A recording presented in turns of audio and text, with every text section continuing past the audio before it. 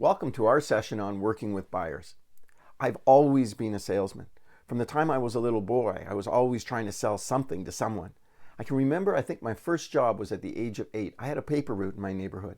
And basically I had to deliver papers around the block.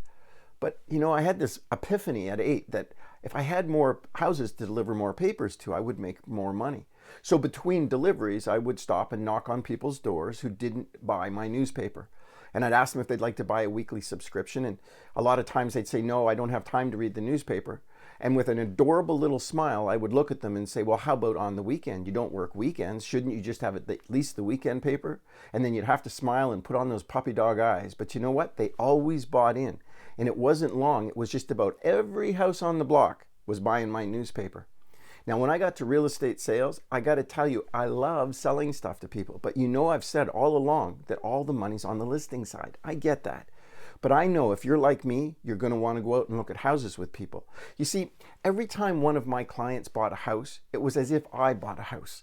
For me, I got this hit of adrenaline, this enthusiasm, and I got as excited as they were. When people told me what they wanted, I listened really, really carefully because it was like a treasure hunt.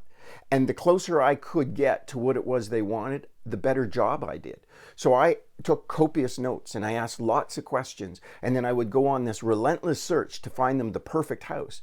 And when I found it and I knew it was right, I knew that when I brought them to it, it was going to be right. And when they got excited, I would get excited. It was as if every house my buyers bought, I bought along with them. And even when I saw houses that I knew with a little TLC would work, but maybe they couldn't see past it, I always took the time to explain, look, this has got good bones. Let's think about doing this or that. And next thing you know, they could see what I saw, and that would help me conclude that particular sale. So the point I'm trying to make is I've always been excited about that side of the transaction. Now, as a business person, yes, listings are the way to the top. List to last, listings are the name of the game. But I know you're going to sell houses to buyers. So let's take the next few minutes and let me share some of the things I've learned about real estate and working with buyers. To take it one step further, though, I think that to understand where we are, you got to know where I came from. And when I first started in real estate, for instance, I want you to know that the average office in my board was much smaller than they are today. And the commission splits were lower. So we gave up much more of our income to the office. And our offices were smaller. My office at the time when I started might have been 12 or 14 people. It was owned by two people. The broker, her name was Betty, and Al, he was a property appraiser. They weren't husband and wife, but they were partners. And it was amazing training. It was very up close and personal. In the case of Betty, my broker, for instance, she never wanted us to go out on listing appointments, usually in the first 6 months or so, because she didn't really feel we were qualified to give an opinion of value. I mean, we really didn't know enough about the local market. She would have preferred that we worked with buyers, and let me tell you why. Because when you show people houses, you understand neighborhoods. When you walk through properties, you understand houses. And she knew that a lot of times in the beginning, even if we couldn't close or we didn't know how to get a commitment, if we just drove them around till they died or died, eventually they'd buy a house. But the byproduct of that exercise was that we got so much market knowledge by inspecting properties and having meaningful conversations and debates with prospects that it helped us understand the market, and then that would position us later on when we were on a listing appointment. Now, I will tell you that the training was unbelievable. For instance, we were taught to door knock. Now, as a field training exercise, Betty would take me out on a couple of days out door knocking, and she'd say, just listen to what I say, take notes, and we'll talk about it. So I'd go to the door with her, and she'd knock on the door and ask them if they wanted to sell, and I would listen to the dialogues and scripts. It was amazing. It was very good. But then she would ask me this very tough question, always afterwards. What was the most important thing you learned today?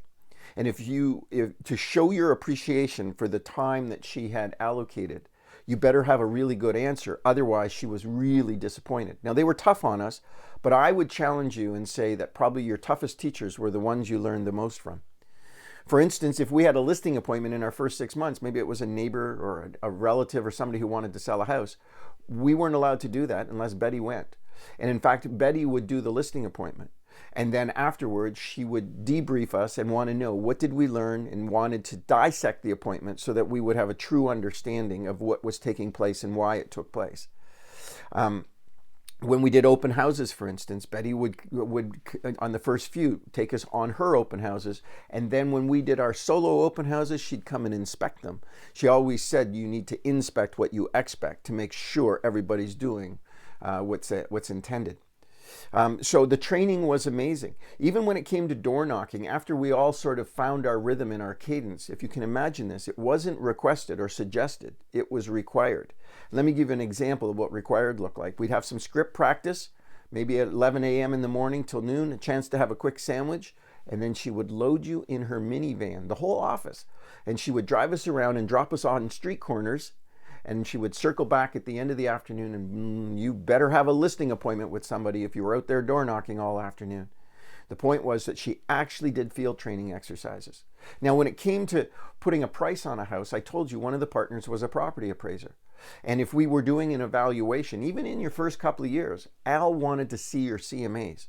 And he taught us to do an evaluation and to understand intimately the properties we were using in our CMA.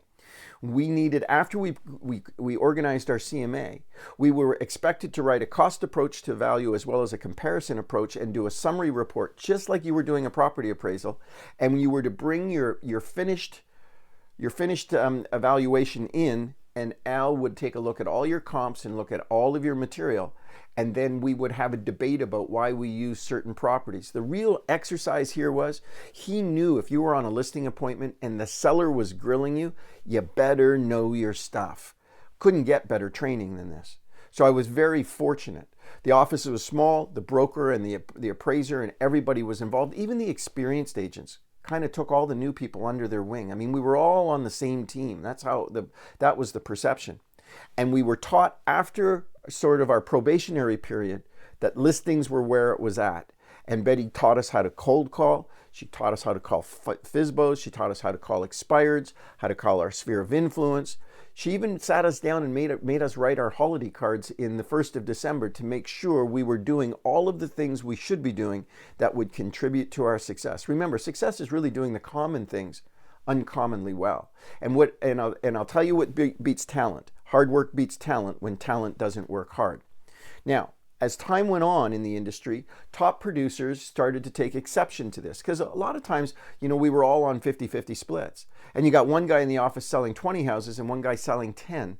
The guy who's selling 10 is getting all the same benefits as the guy who's selling 20. In fact, the guy who's selling 20 is actually underwriting some of the operation so the guy who sells 10 can enjoy some of the attributes.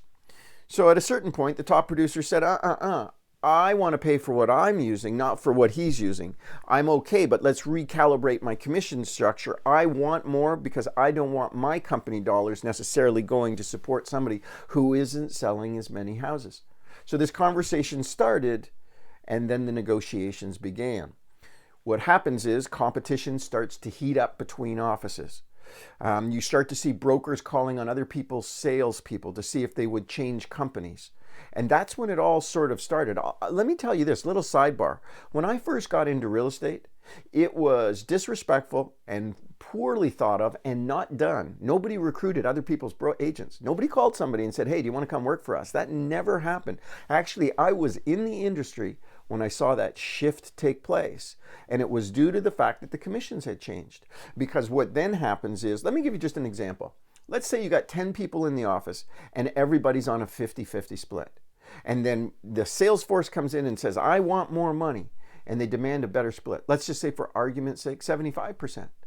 So that means really when you look at the 50% that the brokerage was getting, their gross revenue now is being cut in half. So what's the only solution to get back to where you were? Because fixed expenses stay the same. What's gone out the window here is really the profit. So what does a broker need to do to be profitable? They need to recruit more salespeople. So if I had 10 people on 50-50 and now I had to pay everybody 75-25, just for argument's sake, to get back to where I was, I'm going to need 20 people. Can you see now how offices start to change when there's so much recruiting going on? Today I see offices and they're massive. Big offices. I see offices, and I'll tell you a story in a minute, like 2,000 people operating out of one office.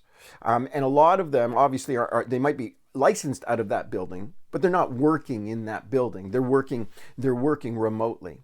And then what happens is, because there's so many people, the commission split starts to erode even further because the broker can't deliver the same level of quality experience, and then it just kind of goes downhill from there. Let me give you some examples. I can remember being out to see a broker in Toronto, for instance, that had 2,000 agents. And the reality was that they had 2,000 agents, maybe a handful of administrators, and there was no supervision. There was no training. There was no broker support. There was nobody there to even bounce ideas off in terms of what conditions would I put in an offer or help me with this evaluation. I mean, you're really left on your own. The reality is you're paying for nothing and you're getting nothing. And what do you end up with in the end? Nothing. So it's not about the commission split. What it's about is the services and the training. You need to be with a really great company that has the services and the training, because then what happens is you write deals, you develop experience. Experience is the price of wisdom, and that's where excellence rests. So if you're going to be good at this, you need to be around people who are. So let me give you another example. In terms of working at home, I understand why salespeople would go down this path. For instance, everybody thinks if I get a better split, I keep more money. So, and the brokers have work at home plans, so I'm working at home. So what happens is you are disconnected from a productive environment. You're disconnected from experience. And I can tell you from my own career development, everything I know in real estate was taught to me by somebody else. Sometimes it was my broker. Sometimes it was a manager, sometimes it was a property appraiser. But most of the time I was taught by the experienced agent who happened to be sitting next to me in the next cubicle, who would say, hey, let me help you with that. Or let me share this with you. I think this will help with the challenge you're up against tonight. That's where that real life experience happens. So I caution you about this. And if you are going to be working at home, and it looks like a lot of us will be, let me say this to you then. You need to come up with strategy that's going to keep you connected. And it's got to be more than texting, and it's got to be more than digital. Sometimes it's got to be over a cup of coffee in the office kitchen where you guys are shooting the breeze and somebody has a moment of brilliance and you think, oh my gosh, that's great. In fact, I got to write that down. I'm going to keep that one. That one's a good one. So don't discount what it's like to be connected to other people in an office that's got a lot of training going on, and it's constantly helping you build a better business. Remember, it's not about how little, how much you get to keep.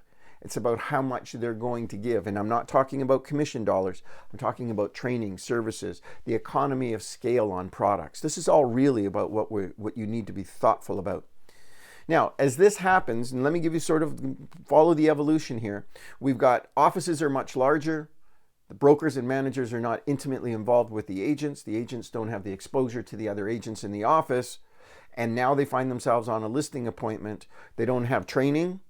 They don't have products or services, or if they do, they don't know how to use them or even where to find them. And in the absence of value, what's the only thing left to negotiate? Your fees.